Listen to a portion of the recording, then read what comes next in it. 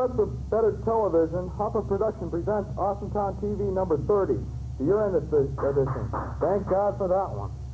And now the man who brings television of the future to your living room, Mr. Don Hopper.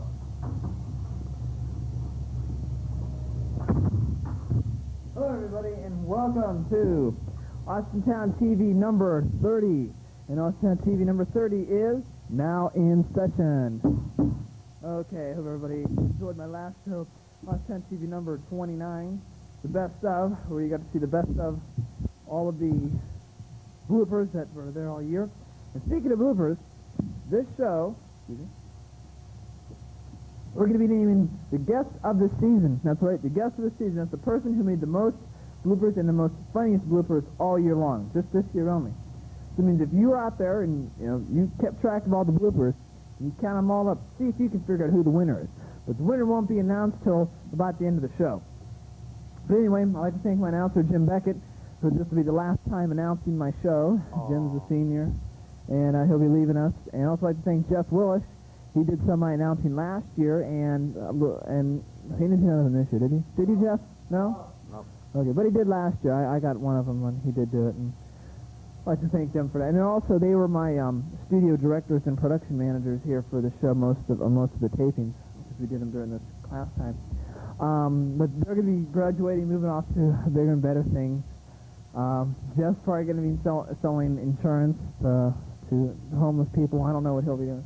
And then Jim, I don't know what he'll be doing. He'll probably be doing computer programming, trying to invent a faster Chiron computer or something like that. But anyway, we'll wait till the end of the show to find out who the guest of the season is, and we'll be right back with some more Austintown TV number 30.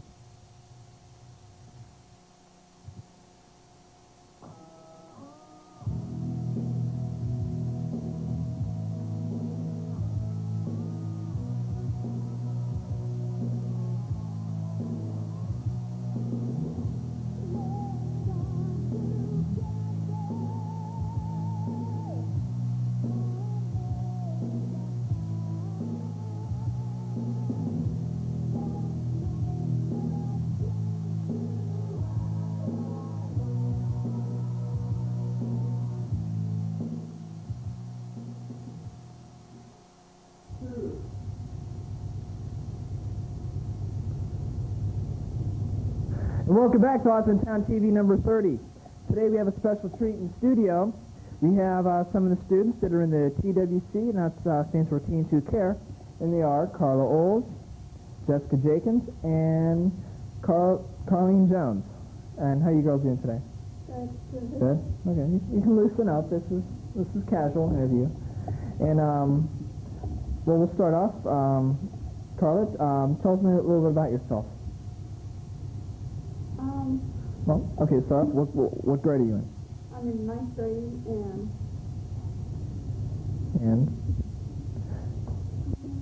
you're in 9th grade, okay, and you're in TWC, right? Yeah. Okay, and what got you involved in this? I just don't like to see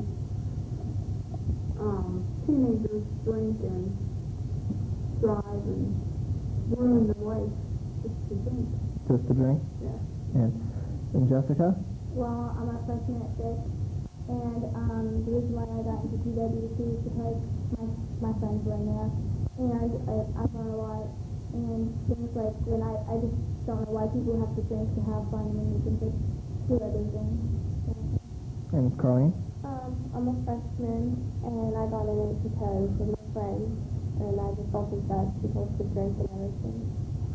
And when you first started, here at Fitch, and what point in time did you get involved? Did you get involved in it right from the start, or did you just like something happened and you just got into it from a friend, or? We just at first we went through these 10 sessions every other day after school, and then that puts you in the TWC group, and then there's insight groups to show you how to deal with people who do drugs and alcohol. Okay. And what other extra things does TWC do in the community? What in the community? What do you guys do to promote TWC? Well, we go to elementary schools and talk to children and do different day and years ago, and how she got to know her. I see. And what do you try to convey to them what the bad things about alcohol and drugs then? Yeah, like sometimes we just talk, we don't even go into alcohol and drugs. Sometimes we just, like when we're doing that, we don't even talk about it. And sometimes if the subject comes up, we talk about it. And we should make it and stuff. I see. And can you go stay in this all 4 years of high school then? Mm-hmm. You can start as a freshman or a sophomore anytime and just join this? Mm-hmm. Okay. And what other things, like I noticed before you guys were doing a commercial or something like that, they were coming videotaping you. You want to talk about that, what that was about? Oh, yeah. We went with the athletes practice, and we sang a song, and we did like a little skit, to promote not to do drugs and alcohol. And that will be shown on, do you know what that was going to be shown on? No, because I know we have a copy of it now. I'll try to play it a little bit later on the program, to get people a good idea of the teens who care. And I know prom time is coming up, and I know a lot of students are going to be, have that, say, temptation to drink. And what special things is TWC doing to try to stop that? Are you doing anything special during this prom season or to promote this? Well, we went to handicap, and they were thinking about putting black ribbons on our cars at the prom, and just a symbol of black and death. And we were thinking, like, if just because that you might die if you drink and you maybe get arrested or something. Oh, I see. That sounds like a pretty good idea. That would definitely get their attention. And what are your future plans? What do you plan on doing when you get out of high school? I plan on going to college to a technical school and go from there. And go from there. And Jessica? I'm going to try to go to Ohio State, and I want to become a marine biologist. That's what my goal is. Oh, that'd be pretty interesting. And Colleen? I'll probably go to college, and I either want to be either an astronaut or like a counselor. Astronaut and counselor. Oh. I could see her 10 years from now, however, counseling in the space shuttle session. Well, I'd like to thank you girls for being on the show today. I know we're kind of pressed for time since we're doing this right during their lunch hour, and they're kind of hungry and they want to go out and eat. They're saying, John, you better hurry up. So thank you again for being on the show, and I wish you good luck with TWC, and I hope everything goes the way you want to in the future. Thank you. And we'll be right back with some more Austintown TV after this message.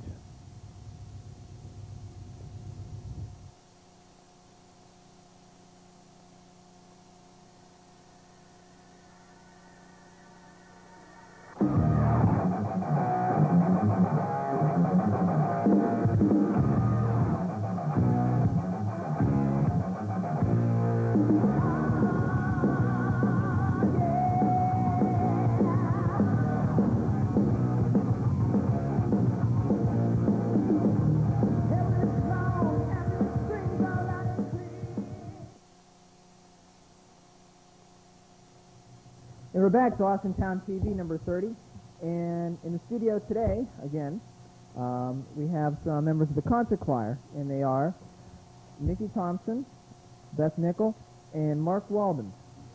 I thank you for being on the show today. And they're going to talk a little bit about concert choir and what concert choir is. Maybe you want to explain what concert choir is? Okay. Concert choir is supposed to be the elite group of 6 in vocal music. You try out by going through the male chorus and the girls chorus first. Those are freshman and sophomore levels. Then you try out in front of our 2 directors, Mr. Antel and Mrs. Hazlett. Then, if you make it, you're in. And concert choir is also our touring group, if I haven't said that. We go to different places to compete in national competitions. About how many competitions do you go through a year? Like 1 year of, say, concert choir. How many, like, okay, I know you have one big tour. Right. And that can be anywhere, right? Right. Okay, and then what other places do you, say, perform in? Say, around the area. What things do you do? We go to veterans hospitals in Butler, PA. We also perform for, like, the elementary schools. We had a performance this year at Austintown Middle School. We mostly, concert choir was created to perform for veterans, and that's because we most of all perform for veterans and stuff like that. And usually how many years of the previous, like say the girls course and the male course you have to go through to you become a concert choir member? Is it all on your ability, or is it just how long you've been in there? Mainly on ability. I was in freshman girls course the first year, and I made concert choir after that. But then again, some people can go from freshman girls course to girls course and make concert choir later. Virginia? Oh, I see. Even your senior year. So, anywhere from sophomore on, we have a possibility to do concert choir. Oh, I see I have a few awards here. I'm going to explain what this one here is. Well, that was from our most recent tour that we just took, April 17th. April 17th, we went to Nashville, Tennessee, and we competed in national competition. There was 5 other groups there that performed with us. And we got excellent rating on blue. And was one of the first that we had This one right here. And this one was for... That's from Nashville too. That's from there. But all participants that won and they're holding up now. Oh, come on. And you recently had your spring concert, and that I see that had a very good turnout. Yeah, we were really surprised how many people showed up. We were really glad for the support in the community. And to do a performance like that, how long of preparation does it take? Like, when do you start working on one concert? Because you have a Christmas concert, and you have a spring concert, but how long does it take to put a show like that together? We start preparation for spring concert immediately after Christmas concert. Because you have to learn your music, then we put dance steps to ours. And most of the choir did some movement to their songs this year, so it takes a while because you're working with about 40 people in the choir.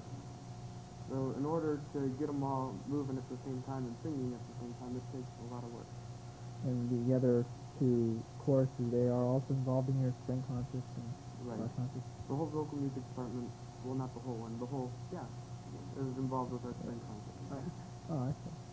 And what are your future plans when you get out of high school? Well, I leave June 20th for Ohio Air National Guard to get on Texas.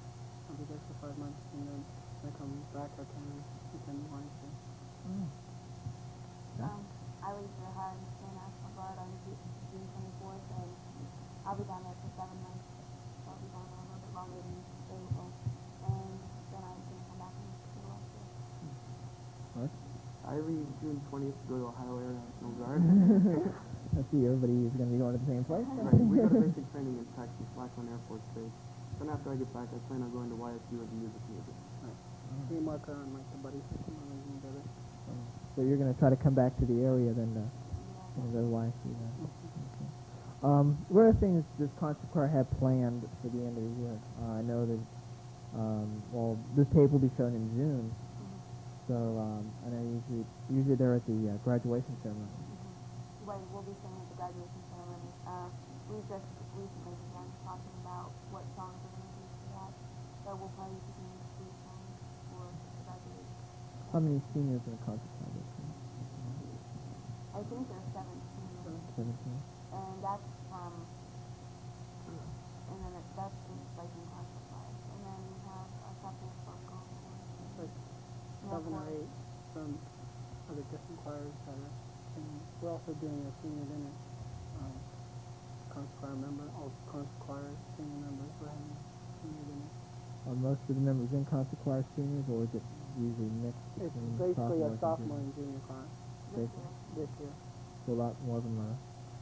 Say there'll be a lot more seniors than. Right, next Next year. year. Right. We had a lot of senior graduated last year, so we're a small senior section this year. Basically a young choir. Okay. Anything else you'd like to say for you want to say here? Yeah. Go ahead. I'd like to make a point to the kids coming up from the middle school and also elementaries. Don't be afraid to join the choruses here at Fitch because, like, people who play football or whatever, they underestimate it and they give it a bad name.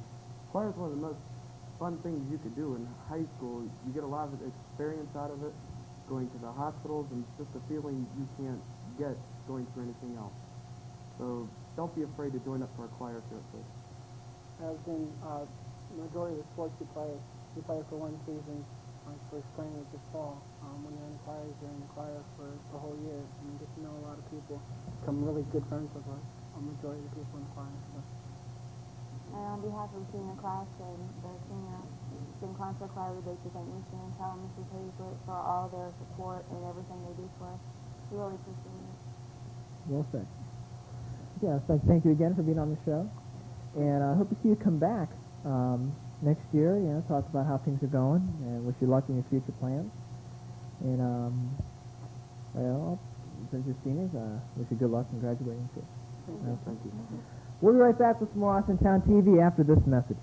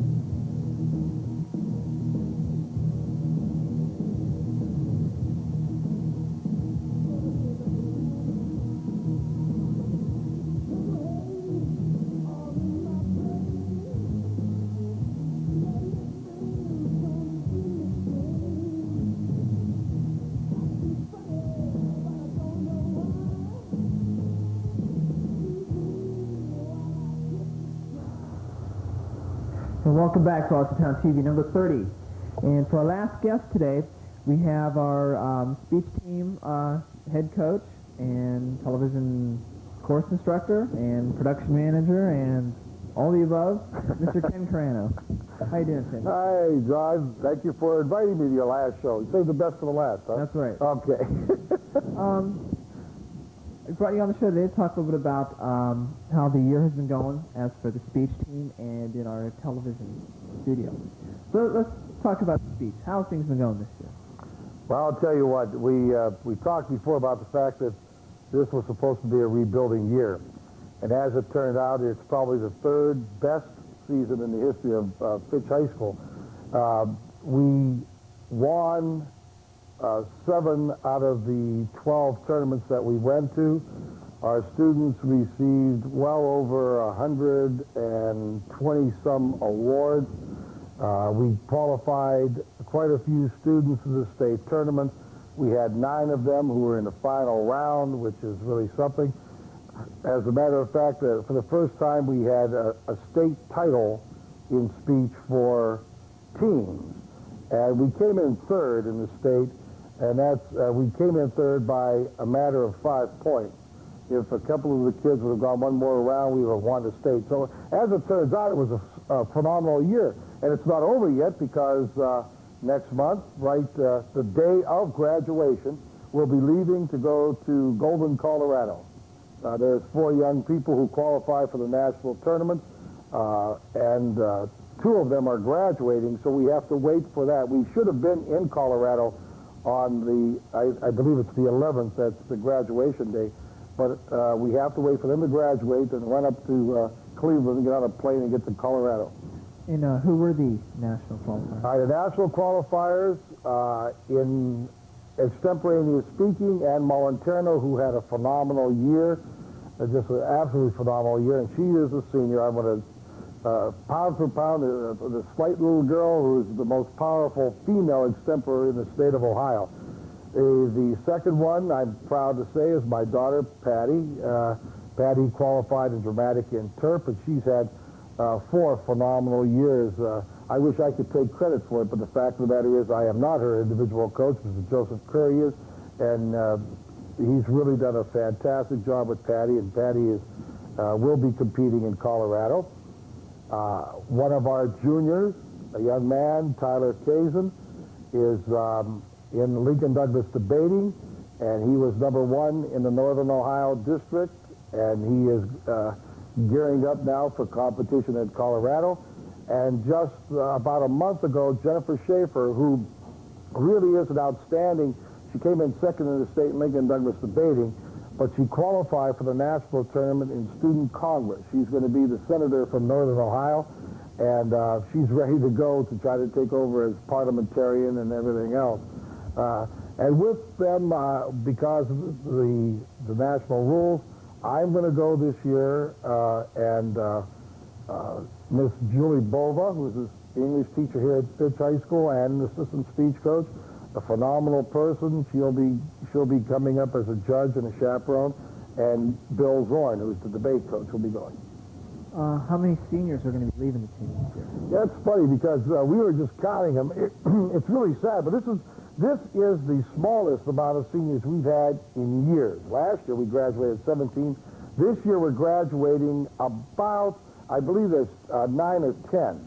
And although we certainly are going to miss them, they are the power and the higher echelon of the speech team.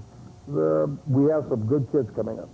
Well, right now, is the speech team mostly made up of seniors, or is there a lot more, say, juniors and sophomores? I'd say there are more juniors. Next year's group is larger. What we try to do is we try to even it out. Like in the category, we like to carry 6 or 7 students in each category, and we like to have 2 from each class level. Now, a lot of times it doesn't work that way, and you don't want to get rid of students that are really good, even though they're not at the varsity level. But right now we're pretty well even. But this junior class is the largest out of the 4 classes. Oh, I see. And in previous years, has the seniors usually been, there's been a lot more seniors? Yeah, what happens is that there's a lot of competition on our team just to make the team, just to make it. Then once you make the team, the competition doesn't get any easier within the team itself, because you have to fight to try to, work hard to try to get a varsity position as opposed to junior varsity. And what happens is, by the time you get to the seniors, though, they are either the very best students, or the varsity people, or they're gone. Seniors don't tend to come back if they're not going to be varsity and that sort of thing. And it's probably better for them and better for the team, only because they have had the experience, but if they're being pushed out by the juniors and so on, the experience should be there with those people who are going to compete. The sad part about speech is, it used to be that anyone that wanted to be on speech could be on a speech team. And it was great. We kept everybody, anybody and everyone who wanted to, because the whole purpose of this is an educational basis. We want them to get some knowledge of competitive speech and to be able to do the things that will make them better in the future life. Well, what happened was we get 125, 130 people on a team, and frankly, it's a competition. We are there to beat someone else. So we had to get to the point where we had to limit it down to so many that was workable. And unfortunately, some of the kids go by the wayside. And how many is that usually on the team? Well, we end up usually with a varsity. The varsity consists of 3 people in a category. Then we carry 3 junior varsity and probably 1 or 2 floaters. So you're talking about 8. We have 9 categories. We usually, at the end of the year, have somewhere around 78 or 80. This year we have a few more because we have debate. 4-man debate came back. So roughly out of the 135 or so that started on the team, who made the team initially just through the tryouts, we have roughly around, we have about 85 at the end of the year. About 20 of them go by the wayside. And then next year we'll be trying and we'll start all over again. Oh. There's a big percentage, let's say, they come in as a freshman. Okay? Yes. And they want to be on the speech team. Is there like a large number and then it's drop off as the years go by? Well, the problem is, because we have such a competitive thing to get in on the speech team, you don't have a lot of drop offs, although we'd like to carry 4 freshmen. But for example, this year, we need help in the interp field, dramatic interp and humorous interp. And what we have to do is, although we don't have the benefit of taking freshmen and letting them get some experience until they're ready to go, we need people who are going to win. What we have to do is we take our freshman contingent, but we're going to have to look for older students, juniors and seniors, who look older and so on, who have some background in drama, either in the plays or in a playhouse, somewhere like that, and try to use those people to shore up the group that's leaving us in intern. I see. But we're going to, the freshmen are always there. We need the freshmen. But the freshmen in this area, a freshman winning is phenomenal, only because this is the strongest speech area in the nation. I mean, our area is, I'm not the one who says it, National Forensic League says it, and we are very, very, very competitive. And, for our students to come in as novices, wow, it's tough. Has there been any freshmen who have, say, the first year taken any major wins? Oh, we have. In the course of the years, we've had some excellent freshmen. We had 2 freshman people in duet acting, Demetria Hellenis and Kirsten Krugel, who were phenomenal in duet acting. But the worst part about it was they had 3 teams before them that were really experienced and excellent and outstanding people, all 3 of which made it to the finals of the state. And those 2 students, although they won trophies through the course of the year, didn't even get an opportunity to go to the state. Gene Gearing in oratorical interp was outstanding. We had Amy Hohottle, who was a freshman on the 4-man debate team, and the other 2 are sophomores, and 1 was a junior. A lot of excellent students who have won. I like to pride myself, I bring up Patty again, but Patty, when she was a freshman, was probably the winningest freshman in the state of Ohio. She won practically every tournament, won a trophy practically every tournament, and qualified for the state and came in the semifinals of the state. So we do have people who do succeed as freshmen, but it's rare. Do they have any type of, say, in our school system, any type of thing in the middle school to prepare them? Well, it's really difficult. There is no organized competition for any junior high or elementary school students. I understand some of the other schools are thinking about doing it. I'm a member of the state executive committee, the Ohio High School Speech League. I've been elected for quite a few years, more than I want to think about. But we govern speech in the state of Ohio, and we begin at the 9th grade level. There is no preparation really in the junior high school, except for the fact that the people get involved in plays or do readings or something of that sort, and the English teachers do in the course of their curriculum actually teach them what to do. I see. What would you tell, well, since it's June now, yep, and school's letting out, what would you tell, say, an upcoming person, say, coming from the middle school, or someone who's going into the 8th grade that wants to get into speech? What would be the best advice to give them? Well, obviously reading is important. Dramatizing. It's really funny because it's tough to pick out just what person can train in until they get into a particular category. For example, if they were doing extemporaneous speaking, obviously the thing that they have to do is read the newspaper, keep up on current events, know who is who, what leaders are from what country and so on, what's going on in our country. If they're in dramatics, they have to be able to take direction. That's the key to anything. Obviously, we want them to add their own ideas, their own little niches, little things that would make a cutting really good. But the key is, if we as coaches tell them to do it this way, we expect them to be able to do it that way. The rest of the people, if they're good writers, innately some people have excellent writing abilities. There's original oratory we can get them in, or being able to speak. And we do recruit. I want the people out there to know that there will be open tryouts for the 9th grade people. We don't go down to the middle school because simply we don't need that many people. But we have open tryouts, and we give everyone a very fair tryout, and we'll put a lot of people on the team and give them the second tryout that they'll have after they make it through the first one. We'll simply be working with the coaches and see how they do. And we want them. We need them desperately. I want the parents to make sure that the students listen for those announcements so that we can have them there. Sure. Okay, let's talk a little bit about television now. Oh, television. Television. I noticed that since we're all working here at Channel 19, this year seems to be, what we say, an experimental year. We've been trying a lot of different things this year. You know, it's a pivotal year for television. You know, we have hit, our purpose here was to give students the opportunity to actually work in a television situation. We wanted them to get some knowledge. We also use this, I mean, we'd be sorry to say we don't use this for publicity purposes for our school, let people know what's going on, and for the community. That's what we're here for. I teach a course for years, a course called Radio and TV. And what it really is painless speech. The idea that we want to get everybody up doing some sort of speech work, and the easiest way is to use the radio and television format.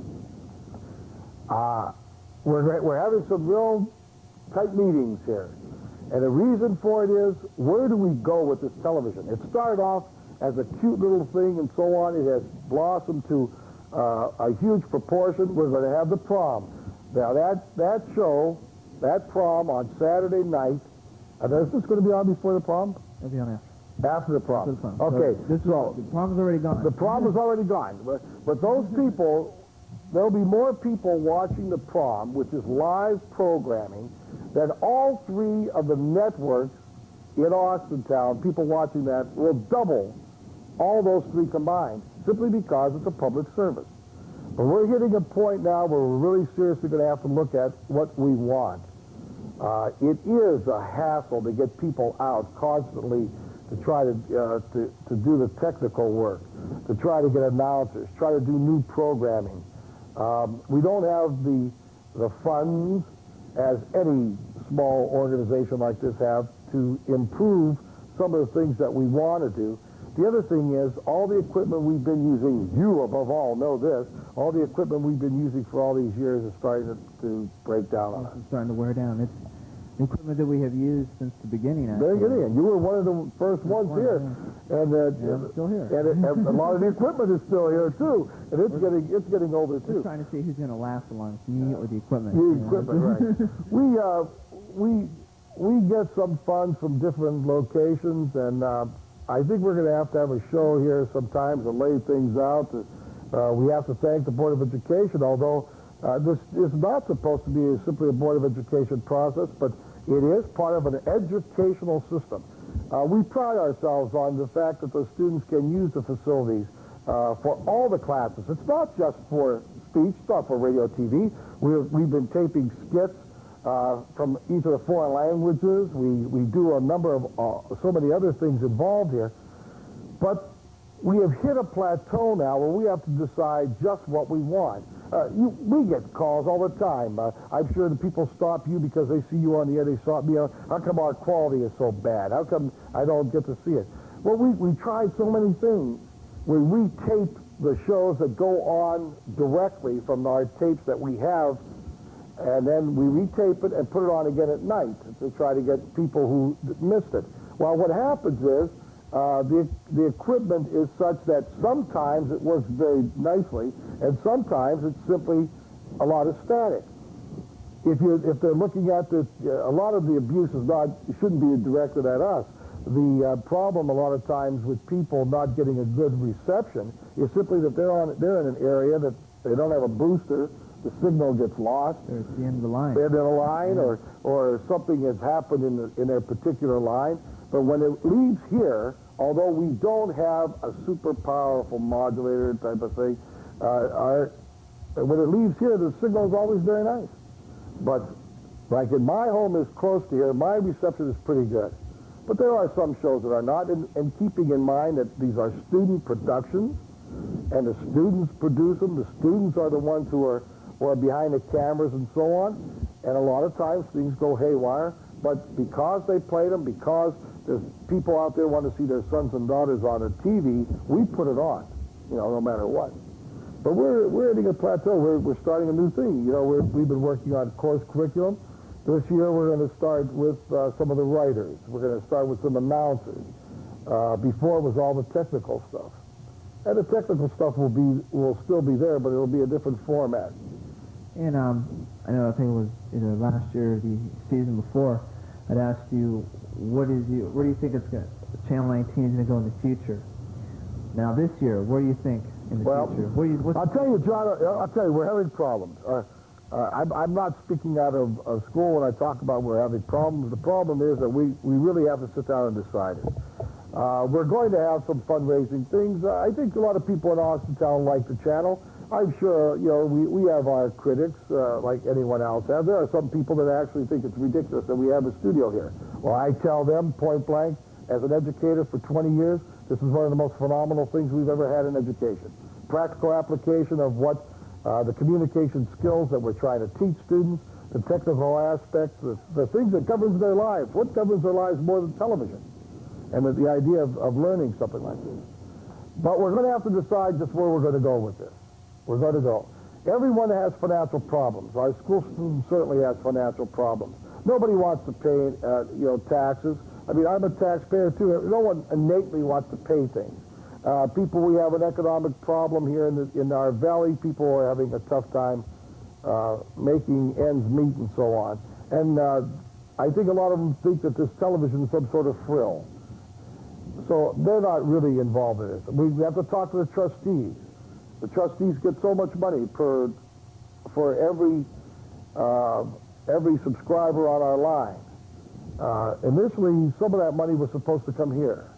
For some reason or another, it has worked out that we only get the funds that we get per hour for taping the trustees meetings and stuff like that. And I'd like to see that change. I'd like to see so much of that, those cents, those dollars and cents that come in from everybody each month that go to the Austintown come here, so that we could upgrade everything. And start, it's got to happen. It's either that or we're going to cut back.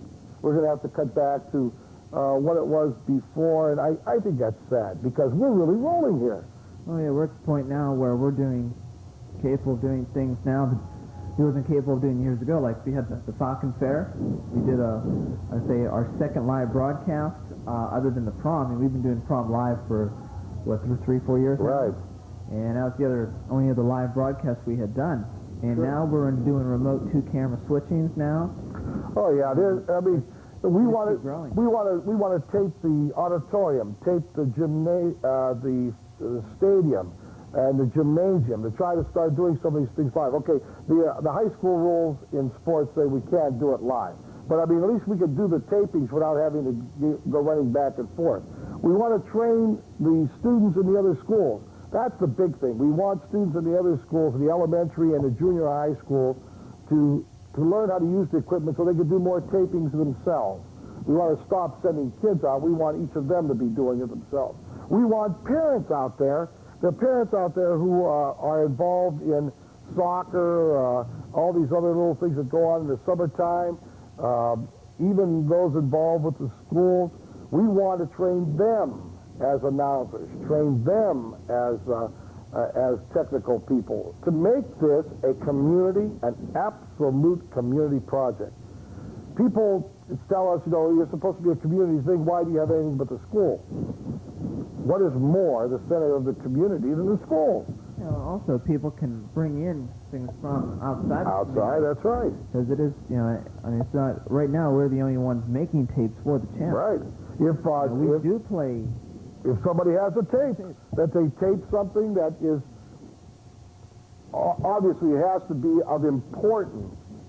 The public's interest in Austintown has to be piqued for it. If there's something there, we'll put it on the air if it's of any kind of quality.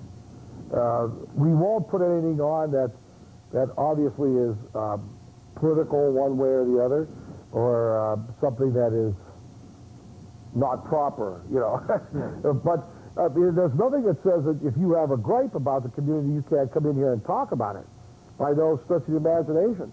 I mean, we're not sitting here censoring things. It's just that obviously we are governed by the same rules that other television stations are governed by.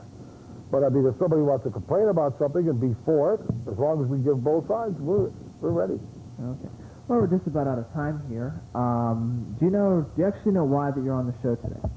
I have a nasty feeling. I always worry about why I'm last.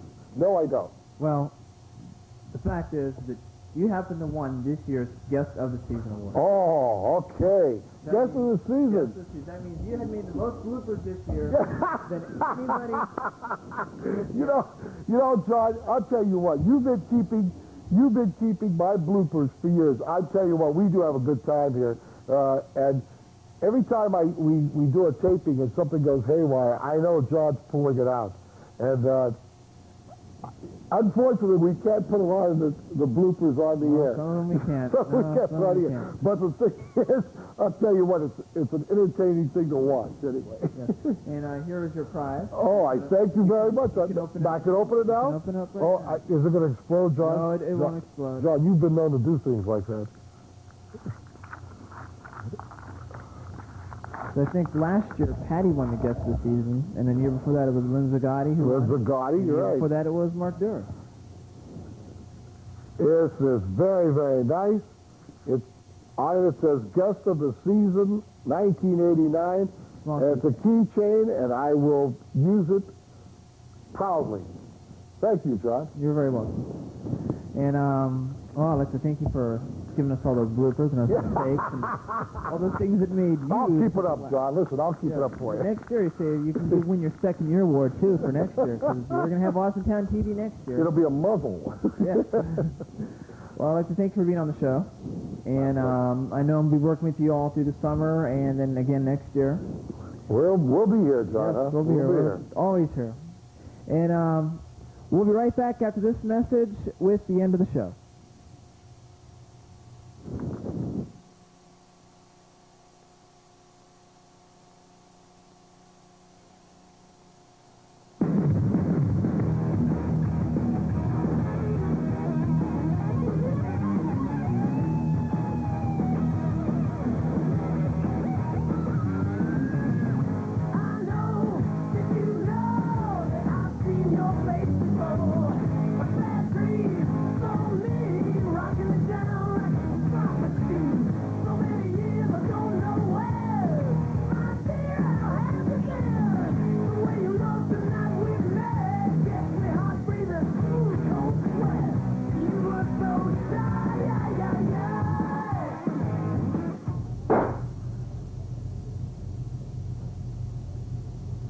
Well, that's about all for Austintown TV number 30. And as you know, this is the last show of the season. You know, I am having a new set crew coming in. They're going to be building me a new set, of course. And you know, we're just going to get ready all for the next year. I thank all of my guests that were on the show today. There was Carla Olds, Jessica Jenkins, Carlene Jones, the people from Concert Choir, and Mr. Karanis for being the guest of the season. And since you probably won't be seeing me again until sometime in September or maybe even October with some more Austintown TV number 31. Because, you know, my secretary, they're going to come in and they're going to tear this set down, make it a brand new one. I guess they found room in the budget to supply me with a new set. So, for John Hoff and everybody here at Austintown TV is now adjourned.